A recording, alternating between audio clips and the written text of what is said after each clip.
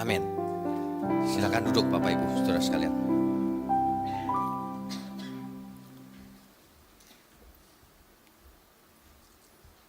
Saudara sekalian, selamat pagi, shalom. Doa dan impartasi seperti ini akan diadakan mungkin 1 kali atau 2 kali dalam 1 bulan.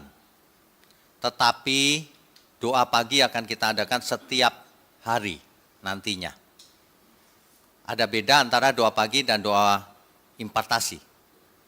Ya, doa pagi nanti setiap hari hanya online. Setiap hari tapi. Dan mungkin jamnya bukan jam 7 begini. Jam 5 atau 5.30 ya. Kalau doa pagi. Tapi kalau doa dan impartasi, ini sebulan sekali atau sebulan 2 kali, nanti kita lihat. Perlu kita pahami bahwa doa seperti ini sebenarnya adalah miniatur kehidupan kita. Ini hanya miniatur.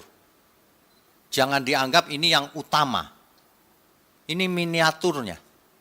Kan hanya berdoa 1 jam nih. Yang sebenarnya kan setiap hari kita 7 kali 24 jam. Jadi ini adalah miniaturnya. Doa yang sebenarnya adalah dalam seluruh hidup kita juga. Jangan berhenti berdoa ketika selesai jam doa. Ada banyak orang lupa bahwa hidupnya itu milik Tuhan. Sehingga ia tidak terhubung kepada Tuhan. Ia hanya terhubung pada waktu di gereja. Pada waktu jam-jam doa tertentu. Jam-jam doa bagus, tetapi itu hanya miniatur. Dirubah mindsetnya. Banyak orang merasa kalau sudah doa, sudah suci. Padahal setelah doa, hidupnya masih sama dengan yang dulu. Tidak berubah. Ya. Jadi ada doa dan impartasi. Doa itu bukan ritual, saudara. Kalau kita lakukan setiap pagi itu bukan ritual. Ya seperti ritual, tapi sebenarnya bukan ritual. Kita harus melakukannya dengan tulus, dengan memang aku mau bicara dengan Tuhan. Bukan karena kebiasaan nih sudah jam sekian harus bangun, harus doa, bukan. Jangan dijadikan ritual atau agamawi ya. Doa juga bukan soal panjang atau pendeknya. Nah ini harus ditekankan. Karena ini pertama kali streaming kan doa ya. Jadi pengertiannya harus benar. Kita akan bertumbuh bersama-sama sebagai keluarga besar, gereja mula-mula, dan juga keluarga besar gereja apapun namanya, tapi kita sebenarnya keluarga besar di dunia ini, keluarga Allah di bumi ini. Saya berharap semua yang online juga setuju ya bahwa kita semua keluarga besar. Nah, doa juga bukan sekedar permintaan. Bapak Ibu yang saudara yang masih berdoa, kalau berdoa selalu minta sesuatu sama Tuhan. Doa bukan begitu. Doa itu komunikasi dengan Tuhan. Bisa berupa permintaan, bisa. Bisa berupa keluhan, bisa. Bahkan di Alkitab berkata, ada seorang nabi yang berupa marah loh sama Tuhan. Marahnya itu bukan marah kesel, bukan. Marahnya itu, Tuhan itu bagaimana sih umatmu itu kok bandel sekali sih Tuhan. Nah itu kan omelan sebenarnya ya. Tapi kalau hati kita tulus, Tuhan senang loh. Ya bagus, kamu juga rupanya kesel ya sama yang orang bandel ya gitu. Tapi bukan jahat, bukan. Mengerti ya maksudnya ya. Jadi kita itu harus plong kalau ketemu Tuhan itu. Jangan, nggak boleh nih. Boleh yang tulus. Tuhan aku kesel sama si A itu tadi. Dia itu kok nggak tobat-tobat ya Tuhan ya. Nah gitu loh, tapi keselnya itu bukan kesel jahat. Keselnya itu gimana ya Tuhan supaya dia itu sadar. Gitu loh. Jadi dirubah nih mindsetnya. Doa bukan cuma begini. Saya sudah pernah ceritakan, dalam keadaan nyetir di tol aja saya kadang-kadang bisa berdoa. Tuhan, kok hidup ini cuma begini ya? Kok mau pergi aja macetnya 2 jam ya? Buang-buang waktu ini Tuhan. Nah itu doa juga loh. Waktu nyetir saya bisa dapat 1 lagu. Memangnya itu bukan komunikasi dengan Tuhan. Kecuali kita mikirin diri sendiri ya, nah itu ngelamun namanya. Kalau itu beda. Ya, jadi Bapak Ibu Saudara semua bisa berdoa dimanapun kapanpun, dalam segala situasi. Tidak harus merem, tidak harus melipat tangan. Jangan lagi nyetir, mau doa dulu di tol. Enggak boleh begitu. Sebab semua hidup kita milik Tuhan. Amin ya. Mulai hari ini, Bapak Ibu Saudara semua harus bisa berdoa sama Tuhan. Bukan dalam rangka melipat tangan, mencurahkan isi hati, curhat sama Tuhan. Itu doa yang tulus itu begitu. Bayangkan kalau orang berdoa sama Tuhan, cuma hafalan. Tuhan di surga lihat, udah tahu, ngomongnya itu terus, hafalan itu. Tapi kalau tulus dari hati kan Tuhan, iya kamu mau ngomong apa nak? Nah kan enak kan? Nah begitu ya, ini mumpung mula-mula, jadi kita mulai komunikasikan pilar-pilar gereja mula-mula dan juga untuk saudara-saudara semua yang di luar sana. Kalau ada yang baik silahkan diambil, kalau yang tidak setuju di skip saja. Ya kan enak begitu ya. Nah jadi doa itu sebenarnya harus seperti nafas hidup. Dulu waktu muda saya dengar kalimat itu di mana saya udah lupa juga. Saya pikir lebay. Masa doa seperti nafas hidup? Tapi benar, ternyata doa itu seperti nafas hidup. Seperti detak jantung kita. Setiap saat kita tidak bisa lepas dari Tuhan. Komunikasi itu, ibarat handphone itu nggak pernah blank spot. Sinyalnya penuh ke surga. Ini benar loh. Banyak orang tidak mengerti. Orang pikir saya tidak suka berdoa, kata orang. Tidak mengerti dia. Padahal saya nyetir aja, saya berdoa. Kadang-kadang kebablasan pergi sama istri saya, kamu ngelamun apa sih gitu. Kayaknya ngelamun terus itu. Bukan ngelamun, saya nggak pernah ngelamun. Pikiran saya tidak pernah kosong. Saya selalu, kadang-kadang saya mau puji Tuhan, nadanya apa Tuhan? Tolong lagu baru. Begitu.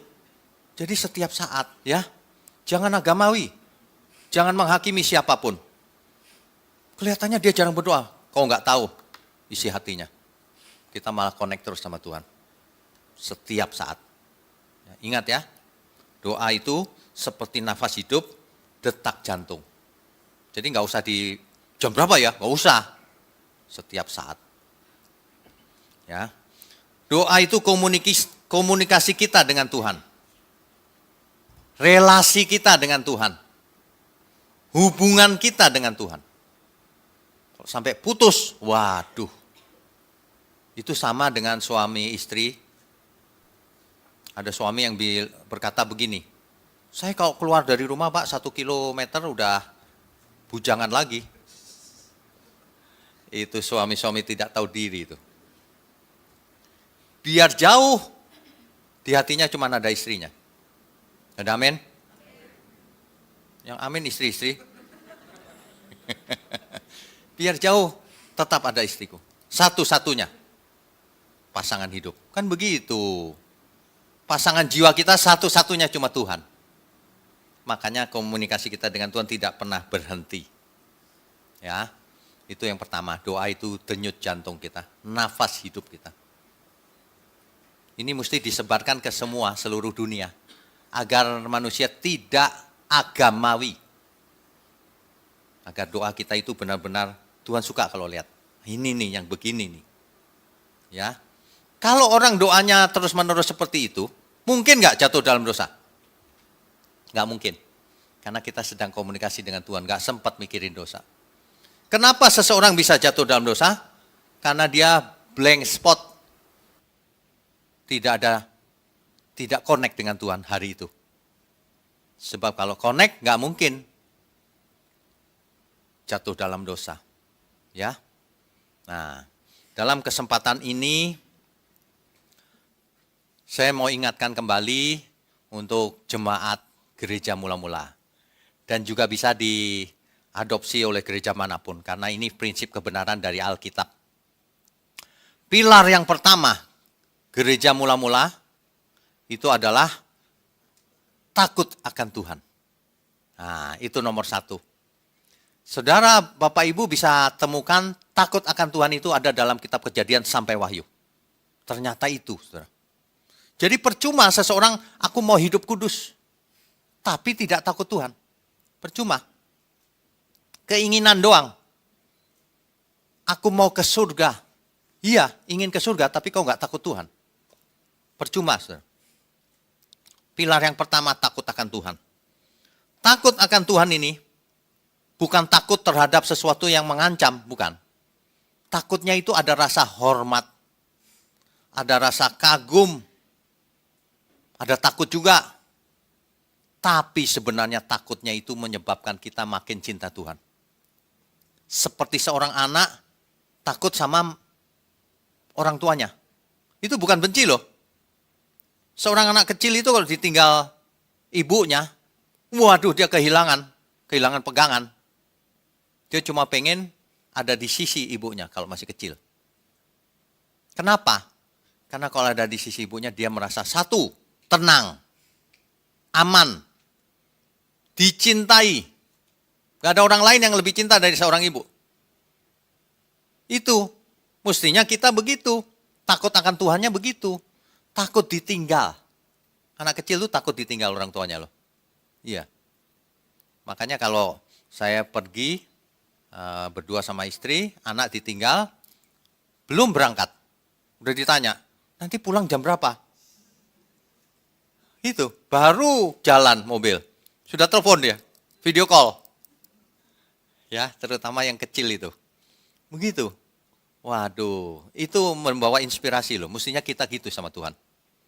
Aduh, jangan sampai aku dicuekin Tuhan. Jangan sampai hidupku ini mengecewakan Dia. Karena aku mau deket Tuhan. Karena aku merasa aman, tenang, dicintai oleh Tuhan. Kalau dekat Tuhan. Itu, jadi soal hidup kudus dan sebagainya itu turunan dari itu pasti. Kalau takut akan Tuhan, pasti kita nggak berani berbuat dosa. Jangankan berbuat dosa, pasti kita nggak berani tidak melakukan sesuatu yang Tuhan tidak inginkan. Nggak berani pasti. Ya, jadi dalam takut mengecewakannya. Jadi kalau ada doa impartasi seperti ini, nanti tidak sama dengan doa pagi. Kalau doa pagi renungan, ya. Kalau ini impartasi, mengkomunikasikan kebenaran, mengkomunikasikan hikmat, mengkomunikasikan pesan pastoral. Jadi kalau kadang-kadang saudara bisa dengar pastor message ya, yang bulanan itu. Nah, impartasi ini seperti itu, lebih dari itu bahkan. Ya, jadi mengkomunikasikan di kesempatan ini mengkomunikasikan visi dan misi serta value, nilai-nilai yang harus kita anut sebagai keluarga gereja mula-mula. Gereja yang benar itu misinya apa sih, visinya apa sih? Nilai-nilai yang dianut apa sih dalam hidup ini? Kalau dalam perusahaan, saudara pernah mendengar istilah corporate culture ya? Budaya perusahaan.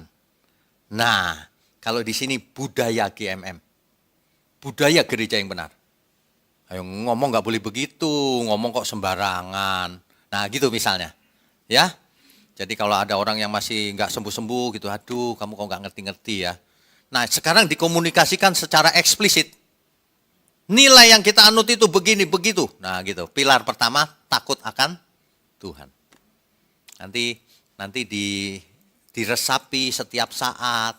Ya, kalau kita takut akan Tuhan, apa yang harus kulakukan Tuhan? Ampuni kesalahanku selama ini. Mohon ampun. Saudara, banyak orang itu gak takut Tuhan, cuma agamawi. Umurnya sudah lanjut banget, ngomong itu sembarangan, ke kiri, ke kanan. Waduh, bikin kacau. Bukan jadi berkat. Mestinya malu ya. Malu mestinya. Makanya dengar khotbah doang itu percuma. Khotbahnya bagus, percuma. Doa puasa percuma. Kalau tidak takut akan Tuhan. Kalau rasa itu tidak ada di batin kita, itu percuma semuanya. Yang penting itu rasa itu ada nggak di dalam. Bukan cuma logika, rasanya ada nggak ini? Perasaan kita ada nggak sih? Kan begitu. Jadi kalau boleh diringkas ya, takut akan Tuhan itu takut kehilangan Tuhan. Ya, takut kehilangan itu justru ingin mendekat. Bukan menjauh, takut tapi mendekat. Nah ini takut akan Tuhan yang benar. Ya, bukan takut ancaman ya. Yang kedua, Takut akan Tuhan itu malah taat melakukan kehendaknya. Kenapa? Karena takut mengecewakan dia. Itu takut yang benar tuh begitu. Dan kita itu butuh Tuhan sebagai sumber kehidupan kita. Bukan Tuhan yang butuh kita, jangan dibulak-balik. Kita yang butuh Tuhan. Tuhan yang klaim kita, bukan kita yang klaim janji Tuhan. Salah itu. Ya. Nah, intinya gini loh, Tuhan itu yang tertinggi dalam hidup kita. Itu. Apakah Tuhan yang tertinggi dalam hidup kita? Coba ditanya masing-masing. Kalau mulutnya ngomong sembarangan itu yang ditinggikan siapa? Diri sendiri. Kalau kita tidak bisa mengampuni sesama, itu yang ditinggikan siapa? Diri sendiri. Kalau orang meninggikan Tuhan di atas segalanya, yang lain itu gak penting.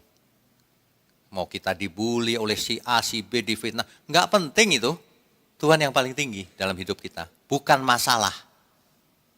Ada amin semua? Nah, mestinya begitu. Ya. Jadi, kalau Tuhan yang tertinggi dalam hidup kita, maka itu pilar pertama. Pilar kedua dan ketiga belum dapat. Karena saya tidak mau membuat pilar berdasarkan teori itu. Saya mau tanya Tuhan tiap hari. Tadi pagi ada bayangan sedikit gitu. Gak tahu ya, saya kok jadi gini ya belakangan ini. Semalam saya bangun jam, gak tahu jam 1 apa jam 2 apa jam 3. Pas bangun gitu. Set gitu. Tahu gak apa yang saya bayangin? Set gitu. Logo ini jeng gitu. Loh. Waduh, pilarnya berarti ada di situ. Nanti saya lihat dulu. Dan kita, Tuhan bagaimana ya gitu. Saudara harus begitu. Harus dekat Tuhan. Ya. Saya itu paling tidak bisa, zaman dulu paling tidak bisa bangun pagi. Tapi kalau bangun itu natural. Bukan jamnya, weng, saya mau doa nih. Enggak. Saya bukan tipe orang itu. Saya kalau bangun natural. Dibangunin Tuhan pasti.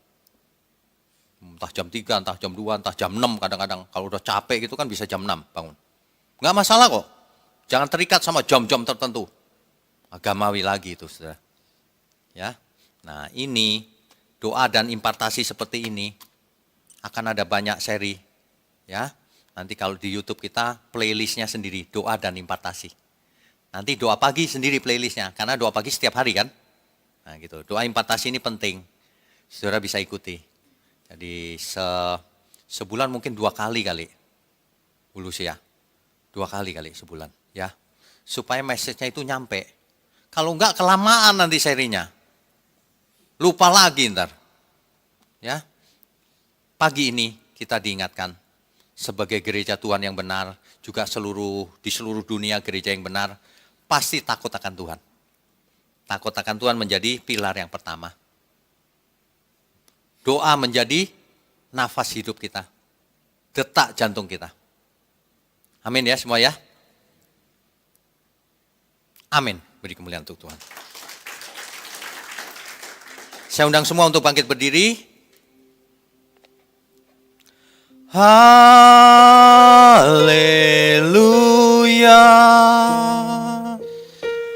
Haleluya.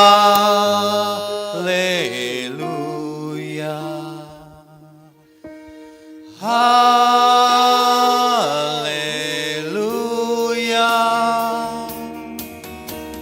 Haleluya.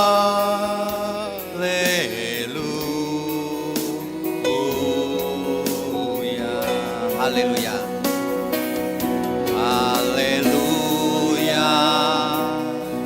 Haleluya. Haleluya. Haleluya. Haleluya. Haleluya.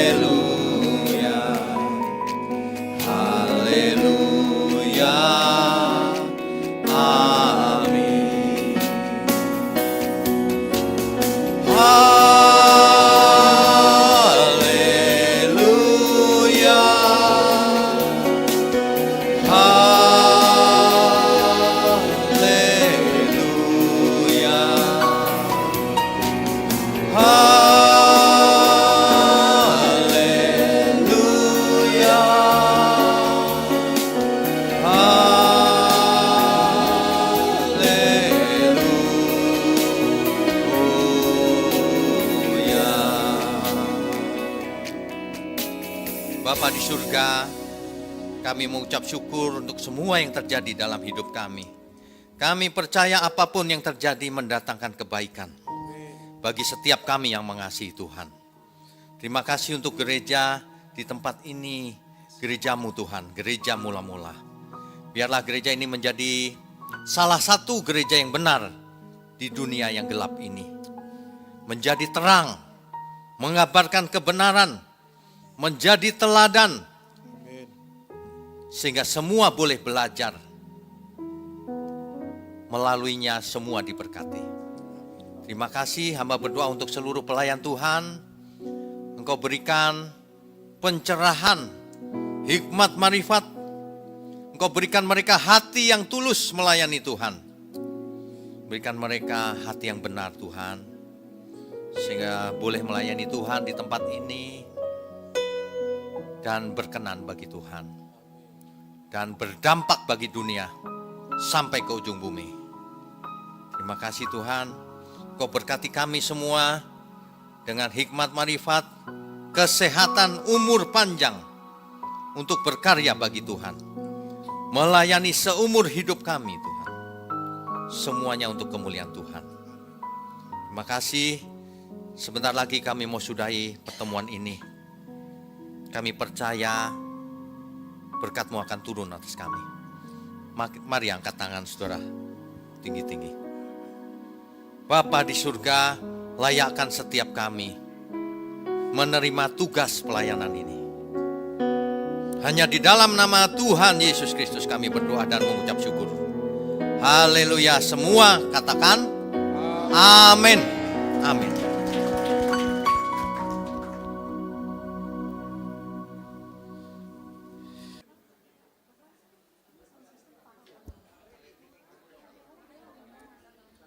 Saudara sekalian, bicara soal kebenaran, setiap orang merasa benar. Makanya semua kecap di nomor satu kan. Ada orang yang mengatakan saya paling benar, ini paling benar, itu paling benar. Mana sebenarnya yang paling benar? Oleh sebab itu, hadiri seminar 7 natur kebenaran dan aplikasinya. Seminar ini wajib dihadiri oleh para teolog, apologet, pengkhotbah, bahkan oleh para jemaat sendiri, agar kita bisa membedakan manakah yang benar, manakah yang salah. Inilah alat uji kebenaran yang sangat objektif dan alkitabiah.